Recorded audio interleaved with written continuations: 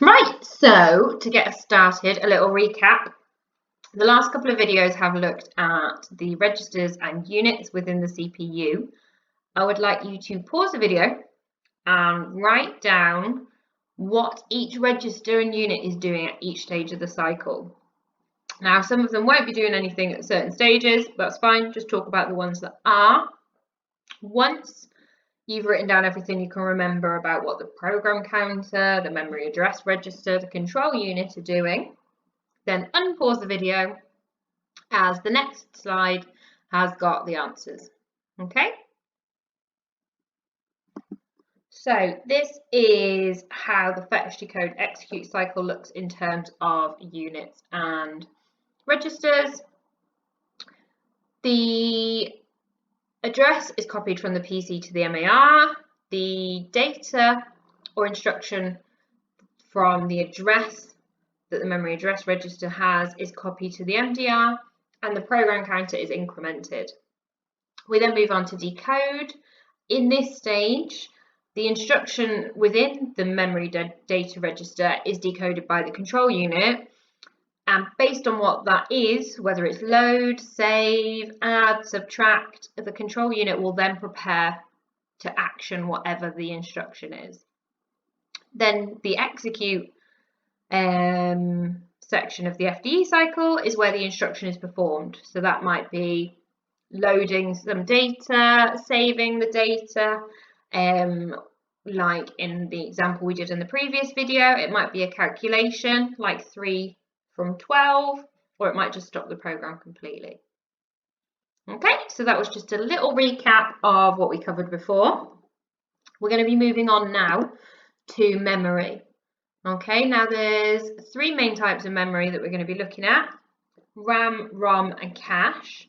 And we'll also be investigating what virtual memory is and how that works. So we've already talked a lot about RAM when we've been discussing the FDE cycle, but we'll be looking at more how does it do it. Okay, so just a quick recap. We've seen this diagram before. Cache memory is on or within the CPU, as we've looked at in previous videos. This is an abstraction, okay? This is not a real to size kind of diagram. This is just giving you an indication that ROM is smaller than RAM. The hard disk drive or whatever secondary storage device you're using is likely to be bigger than ROM and RAM. Okay? It is worth noticing as well that RAM is closer to the CPU than your storage device. So let's have a quick look at what we already know. We know that the CPU fetches instructions from main memory and takes them back to decode and execute. That's what we've talked about so far. So let's delve into how exactly is that happening. So the 2 main types of memory that you need to know about are your random access memory and read-only memory. We're going to look at RAM to start with. So I'm going to start with point 3 and then move back up to point 1 and 2. I'm going to talk about this because we already know it. It's where all the data, files and programs are stored when they're in use.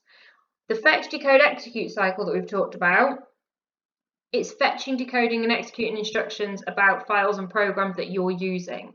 So every time you load something up, it's being loaded into RAM.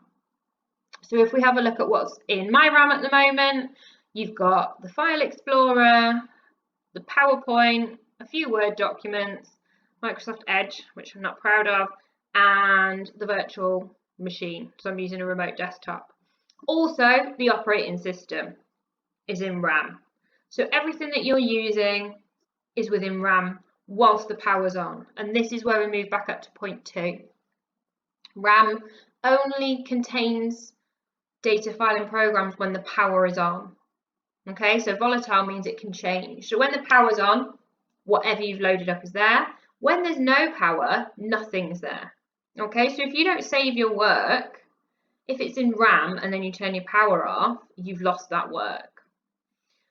It can be read from and written to. Obviously, we read say I wanted to insert an image now, I would click on insert an image and that will be read from RAM into the CPU. So it would do what we asked, and obviously we can write back to it. Last thing to mention, it's faster than secondary storage. So it's faster than accessing something off your solid state or your hard disk drive, but it's slower than cache. Now remember, we've already talked about cache in previous videos. It's very small memory on the CPU. It stores things that we use regularly so that it's really quick to access them. So if you always load up Google Chrome on your phone and load up BBC News, that will be stored in cache memory because you use it regularly, so it can be loaded up super quick. RAM is quicker than your secondary storage, but it's not as quick as that cache. So let's move on to ROM. Why do we need two different types of memory? ROM is non-volatile. So even when the power's turned off on your computer, it still keeps its contents and it's read-only. Now, why do we need it to be non-volatile? Why do we need it to be read-only? Because it contains the BIOS, which stands for Basic Input-Output System. Now, the BIOS is what loads your computer up. So when you press the power button on your computer, the CPU will read the instructions, so your BIOS from ROM, and these instructions then allow things like, well, they tell the computer to load the operating system into RAM.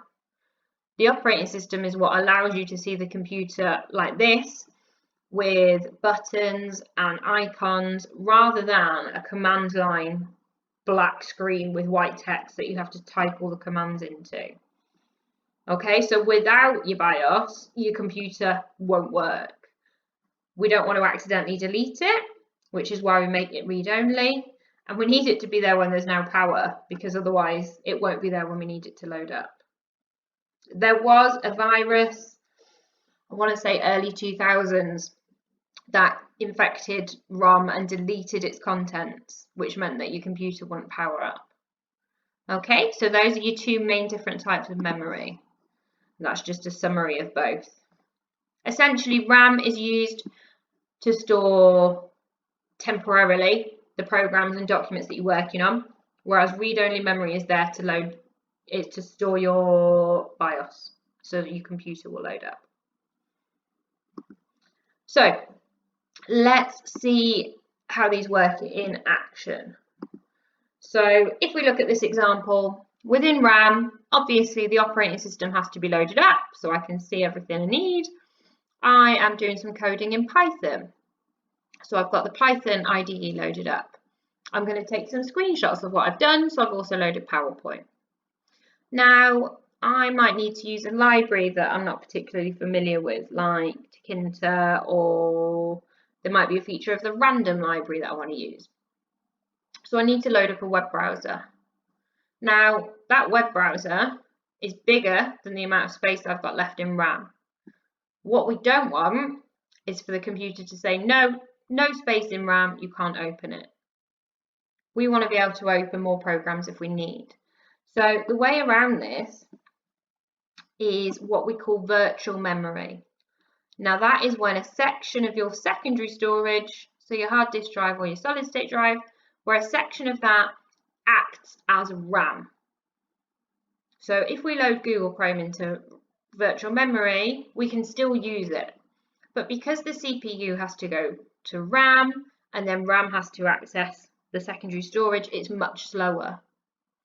Also, all the bits of a program that you need, that you're using, need to be in RAM.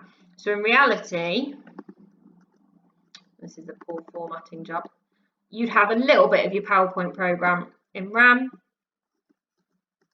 and the bits that you're not using in virtual memory. And you do the same with Google Chrome, where you'd have a bit of it in RAM and the bits that you're not using in virtual memory.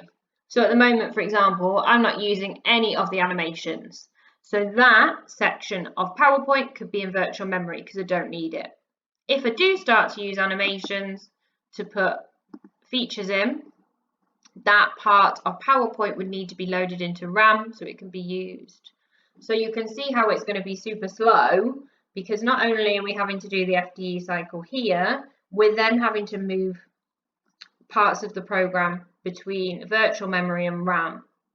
So yeah, it's good because you can open more programs at once. It's not great because it's slow in comparison to just using RAM. That is a whistle-stop tour of memory. We have got a couple of questions to finish off. So pause the video at this point and answer them, because the next slide will be the answers. So, what did RAM stand for? Random access memory. Two features of RAM: it's volatile, so there's no contents when the power's off. It can be read to and written from, and it holds the programs you're currently using. So we talked about the programs I've got open at the bottom there. ROM stands for read-only memory. It's non-volatile and read-only because it holds the BIOS that we need to load our computer up. And explain when and how virtual memory is used. When RAM is full, a section of the storage is used as RAM to allow more programs to be open at once. Hopefully some of you added a bit more and talked about the fact that it can be slow. Okay, that is memory.